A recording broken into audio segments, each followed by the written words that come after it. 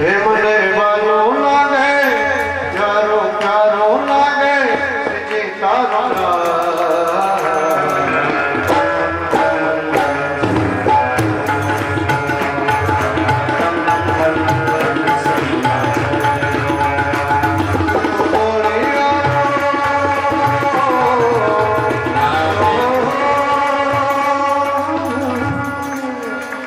જયંતીલાલ લાલજી જે અમારા બનેવી છે એ પણ શાસ્ત્રીનું સન્માન કરશે. એમના પછી રાજગર અનિલ કુમાર ભેણીરા એ પણ શાસ્ત્રીનું સન્માન કરશે. અને રાજગર દિનેશ કુમાર કાંતિલાલ એ પણ શાસ્ત્રીનું સન્માન કરશે. તો જયંતીલાલ અનિલભાઈ અને દિનેશભાઈ આવી અને સન્માન કરી લેશે. હું તો દોડી આવ્યો દ્વારકા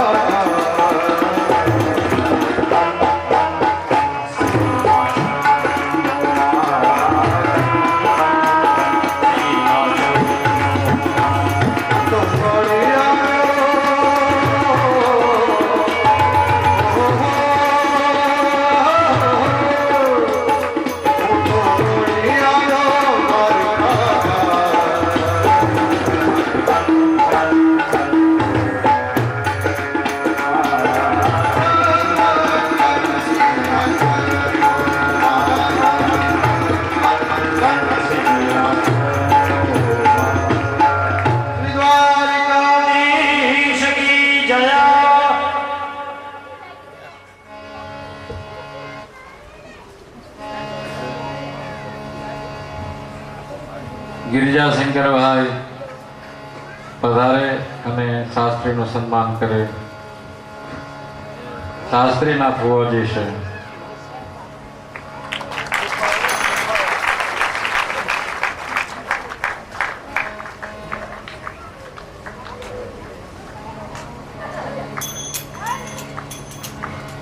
તેમના પછી બળદેવ દેવશંકર રાજગોર અને જગદેવ દેવશંકર રાજગોર બંને ભાઈ પધારે અને શાસ્ત્રીનું સન્માન કરે.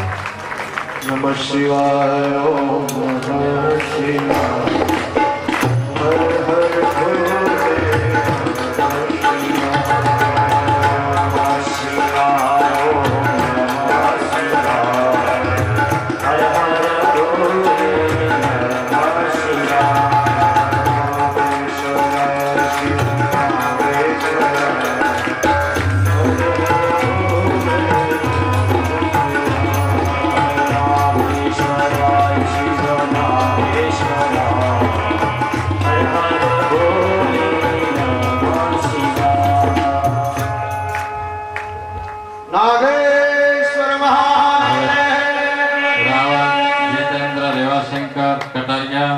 અને જોશી પપ્પુભાઈ ભાણેજ ભચાઉ એ પણ પધારે અને શાસ્ત્રીનું સન્માન કરે.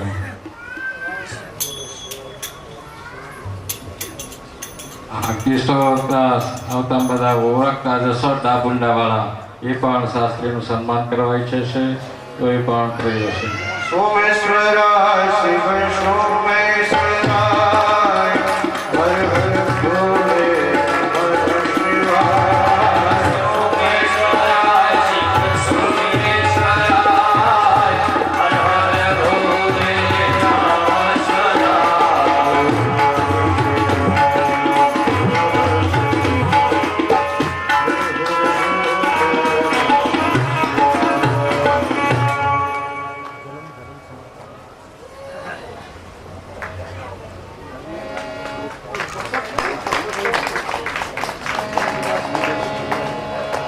નાદ કરતા લેવો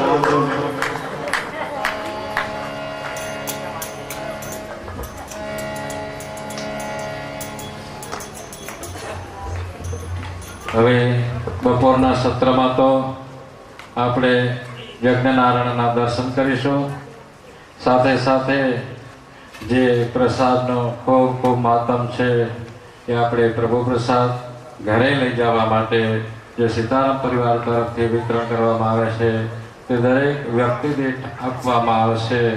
તો યજ્ઞ કાર્યના દર્શન કરતાં કરતાં આપણે પ્રસાદ ગ્રહણ કરીશું અને વ્યાસાસન વિરાજને સૌ ઋષિકુમારોનું પણ આપણે સન્માન કરીશું.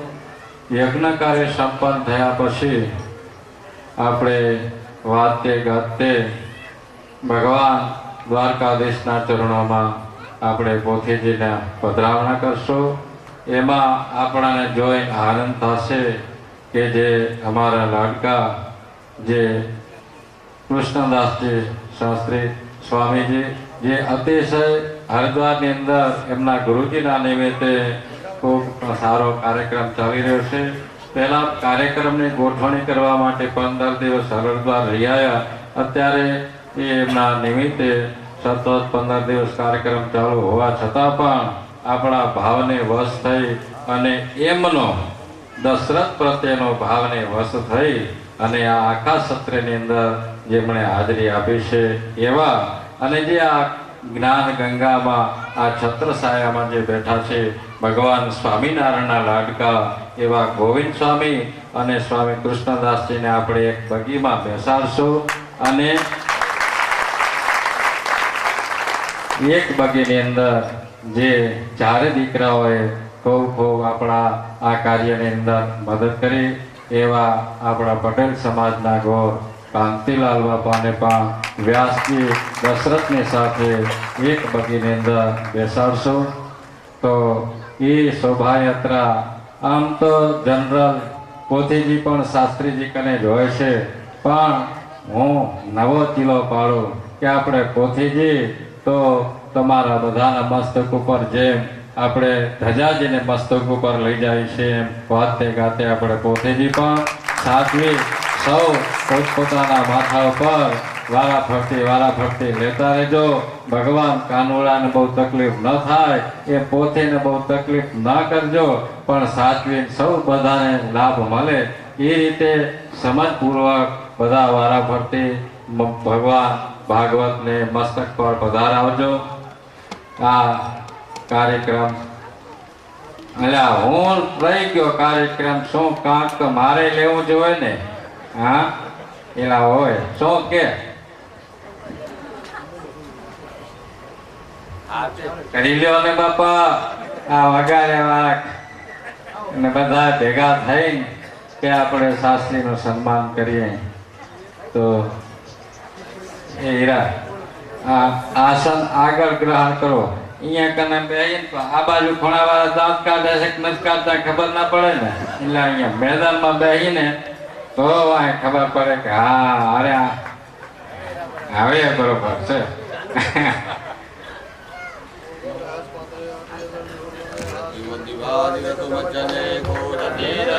ભગવાન જે બોલાવે એ બોલે પછી આપણે ભાગવતજીના અને પોથી યજમાનો પોથી ઉપર નિરાંજન કરશે.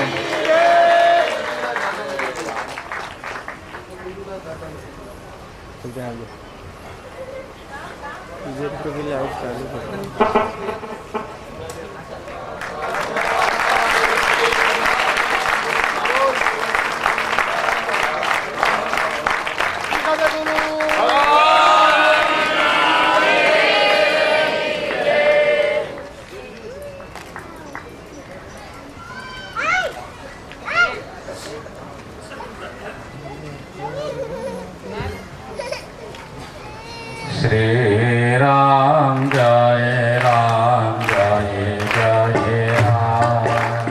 श्री राम जय राम जय जय राम. श्री राम जय राम जय जय राम. श्री राम जय राम जय जय राम.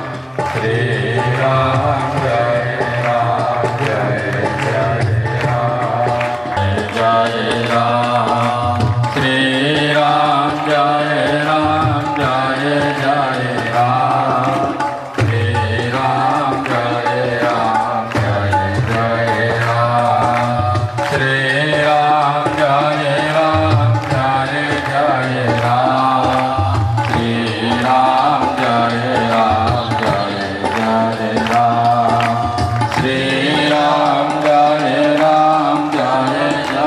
Ram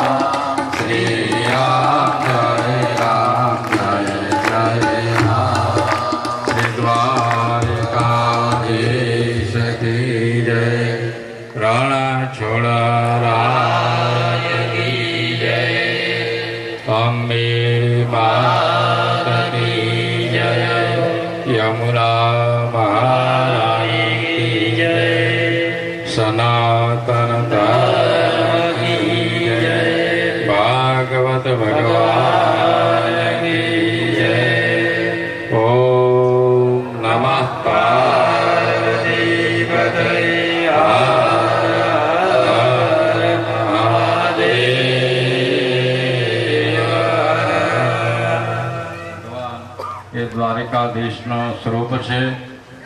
ભગવાન સ્વામિનારાયણના સાનિધ્યમાં ચાર ધામમાં ધામ દ્વારકાપુરી, મોક્ષપુરીમાં દ્વારકાપુરી, 68 તીરથમાં તીરથ એવો દ્વારકાધામ.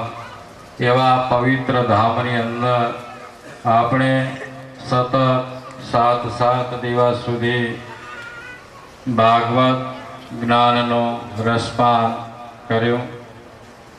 આ રસપાનનો અમૂલ્ય લાભ આપણા પૂર્વજોના આશીર્વાદથી, પોથી તો એક નિમિત્ત છે, ભાગવત સત્ર તો એ પણ એક નિમિત્ત છે. જ્યારે આપણા પૂર્વજોના આશીર્વાદ પ્રાપ્ત થાય, આપણા ગુરુદેવની કૃપા દૃષ્ટિ પ્રાપ્ત થાય, અને આ બે વસ્તુ પ્રાપ્ત થાય એટલે દ્વારકાધીશનો હુકમ થાય, અને એ જ વ્યક્તિ આ દ્વારકા ધામની અંદર આવી શકે છે. કોઈ એમ સમજતું હોય કે આપણે ઘરની ગાડી છે અથવા તો પ્લેનમાં આવવાની પણ આપણે શક્તિ ધરાવી શકીએ છીએ, પણ છતાં પણ આપણાથી આવી શકાતું નથી. જેના દ્વારકાનાથ બોલાવે એ જ આ દ્વારકા ધામની અંદર આવી શકે છે, અને એનો બહુ ખૂબ મહાત્મ છે. તો આપણા સૌ ઉપર દ્વારકાધીશે કૃપા દૃષ્ટિ કરી, અને પહેલાં તો ખાલી આપણે સીતારામ પરિવારની કૈલાસ યાત્રા નિમિત્તે ધજા ચડાવવાનું આયોજન હતું. એક કરતા 27 ધજાઓ પગપાળા કરી યાત્રા કરીને ચડાવી.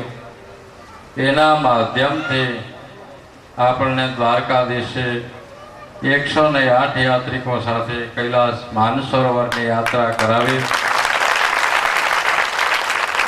અને કૈલાસ માનસરોવરની યાત્રા પરિપૂર્ણ થાય એટલા માટે પણ આપણે સંકલ્પ કર્યો હતો કે આપણે યાત્રાથી આવીએ ત્યારે, જ્યારે ભગવાન હુકમ કરે ત્યારે આપણે ફરી પાછા બધા યાત્રિકોને લઈ અને ધજા ચડાવીશું. તો આ ધજાની અંદર જે ગંગાની અંદર અનેક નદીઓના જળ આવે એટલે પાછું એ ગંગાજળ થઈ જાય, ગંગામાં ભરે એટલે ગંગાજળ થઈ જાય. એમ સીતારામ પરિવારના આ સિદ્ધરૂપ સંકલ્પની અંદર બીજી 13 ધજાઓના ભાગ્યશાળી યજમાનો પ્રાપ્ત થયા. એના માધ્યમથી આ 6 દિવસનો સત્ર થતો હતો. એટલે દ્વારકાધીશે પ્રેરણા કરી કે આ 6 દિવસમાં ધજા ચડાવીને આવ્યા પછી આપણે શું કરવું. એટલે દશરથ શાસ્ત્રીની આપણે એમાં ભાગવત રાખી દઈએ, 1 દિવસ વધારી દઈએ, અને એ પણ પ્રેરણા દ્વારકાનાથે કરી, કારણ કે એને પણ આશીર્વાદ આપવા હોય એટલે એની પ્રેરણાથી આ ભાગવત સપ્તાહ જ્ઞાન યજ્ઞનું પણ આયોજન થયું.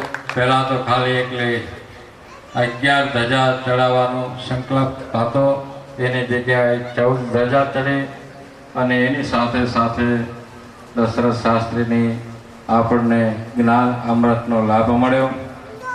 આપણા જીવનની અંદર ભક્તિ જ્ઞાન અને વૈરાગ્ય સતત વધ્યા કરે એવી દ્વારકાનાથના ચરણોમાં પ્રાર્થના. સીતારામ પરિવારના માધ્યમથી જેમ અનેક કાર્યો થઈ રહ્યા છે, એમ અવિરત જે નિષ્કામતાથી સતત કાર્યો થતા રહે, અને એવી ભગવાને આપણને સૌને દયા પણ કરી દીધી છે કે એક સીતારામ પરિવારને નિષ્કામ વક્તા પણ મળી ગયો છે, જે આ દ્વારકાનાથની અસીમ કૃપાથી, કે જે મારી સાથે પણ એ પણ આમ સમાજને માર્ગદર્શક બને અને નિષ્કામતા જાળવી રાખે. અને એટલે તો આપણે સંતો આવતા એને પણ હું માંગણી કરતો કે તમારી અને તમે પણ દ્વારકાનાથને પ્રાર્થના કરજો કે મારા દશરથની નિષ્કામતા છેવટ સુધી જળવાઈ રહે અને એક સારો સમાજને ઉપયોગી એક ધર્મજ્ઞ એક મહાન પુરુષ જેમ ડોંગરેજ મહારાજના જીવનની અંદર સમાજને કરોડો રૂપિયા ભેગા કરી આપ્યા પણ પોતે 2 ધોતિયાથી ત્રીજું ધોતિયું રાખતા નહીં. અને એ અમે જોયેલું પણ છે. આપણા અંબાઈ ભગત તો મગ લઈને જતા, ઘી લઈને જતા, પણ જો એમના જરૂરિયાત હોય તો જ રાખે, નહીં તો એ પાછું મૂકી દે કે મારા કને મગ પડ્યા છે. તો દ્વારકાનાથને અને સંતોને એવી પ્રાર્થના કરીએ કે આ દશરથ શાસ્ત્રીનું જીવન પણ એવો વિરક્ત અને નિર્મોહી બને અને સમાજ માટે પોતાનું જીવન વ્યતીત કરે અને આ જ્ઞાન યજ્ઞના માધ્યમથી સમાજની અંદર સમાજમાં રહેલા જે વ્યસનો હોય કે કુસંગ હોય કે ફેશન હોય, આમ 5 રૂપિયા વાપરવા હોય તો ના વાપરાય, પણ 50 રૂપિયાનો ડબ્બો લઈ આવે ચોપડવાનો.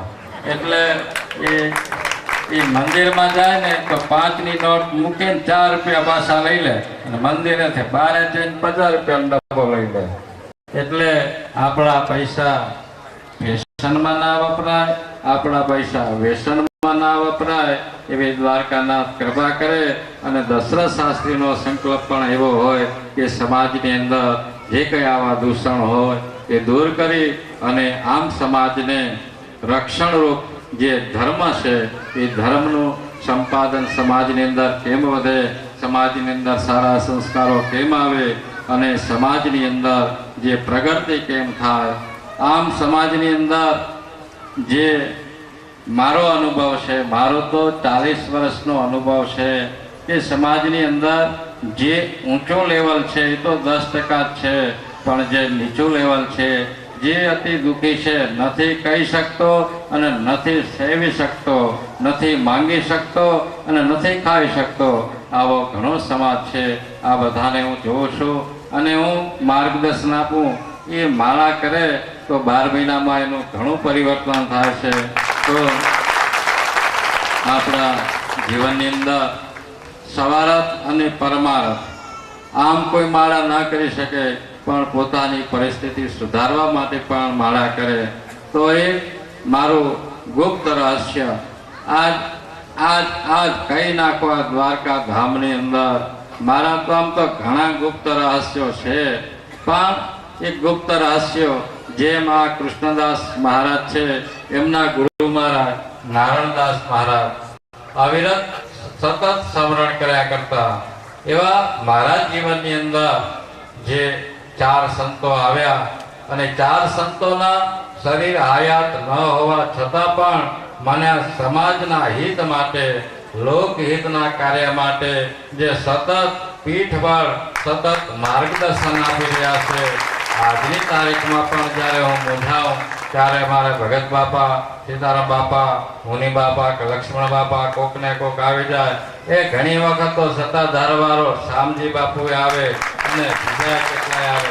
દ્વારકા ધામમાં ખોટું તો બોલાય નહીં, પણ એક તમને કહું એટલે મને ઘણા કહે કે હું માળા તો હું કરું છું. એલા કીધું એ માળા તો એક મૂકી દે અને હું કહું એ માળા કર.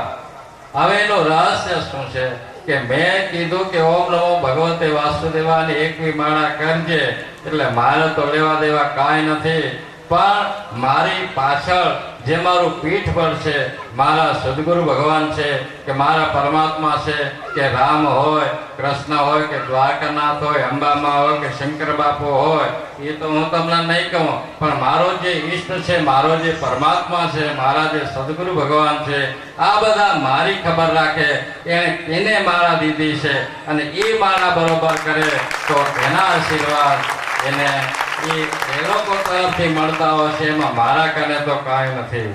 અને મારી બીજી એક નિષ્કામતા જે મને મારા પરિવારનો પણ એમાં મને સહયોગ છે. આજ દિન સુધી ગોરાણીએ કોઈ દી કીધું નથી કે તમે મુંબઈ ગયા હતા તો 5000 લઈ આવ્યા કે 25000 લઈ આવ્યા. આજ દિવસ સુધી 40 વર્ષનો દાખલો દેવો તો કોઈ દિવસ એમણે કીધું નથી. જે પરિસ્થિતિ હોય એની અંદર ઘર ચલાવે અને ઘર ચલાવવા માટે હું સત્યનારાયણ ભગવાનની કથા કરવા જાઉં, આણંદની અંદર ફેરા દેવા જાઉં, મુંબઈમાં ઘણા ભક્તોની ઈચ્છા હોય ત્યારે ક્યારેક મુંબઈમાં પણ સત્યનારાયણ ભગવાનની કથા કરવા જાઉં છું. એ માધ્યમથી જે કંઈ ચાવે એનાથી જ મારો ઘર વ્યવહાર ચાલતો હોય છે. પણ કોઈને ઘરે ગયો હું અને કાંઈ ભેટ પૂજા કરે, ગમે એટલા રકમ મારી કને વ્યક્તિગત રીતે પણ આવતી હોય છે, એ રકમ સતત મારી બંડીમાં જ રહ્યા કરતી હોય છે અને એમાંથી જ વરીને પાછા થોડા કરે ને 2-5 હજાર એટલે વરીને પાછા ક્યાંક ને ક્યાંકથી જાય અથવા તો મુંબઈ આવવાનું થાય વરીને પાછો ખીચું ભરાઈ જાય. પણ ગોરાણીએ કોઈ દી ખીચામાં હાથ નાખ્યો નથી અને કોઈ દી મને પૂછ્યું નથી કે તમે કેટલા લઈ આવો છો, મને કાંઈ દેતા નથી. એ કથા ના આવે એ બધા દઈ દેવાના આપણે. પણ આ જે સીતારામ પરિવારના માધ્યમથી મારા કને જે કંઈ રકમ આવે, કોઈ 100 આપે કે 500 આપે, કોકને એમ થતું હોય કે હો દાદા ફાવી ગયો આજ તો અહીંયા દુકાન ગયા હતા અને 5000 ચડ્યા. પણ આટલો બધો મોટો વિશાળ સમુદાય અને અમારા સમાજની અંદર પણ નામ મોટું, જેમ આટલો મોટો સમુદાય હોય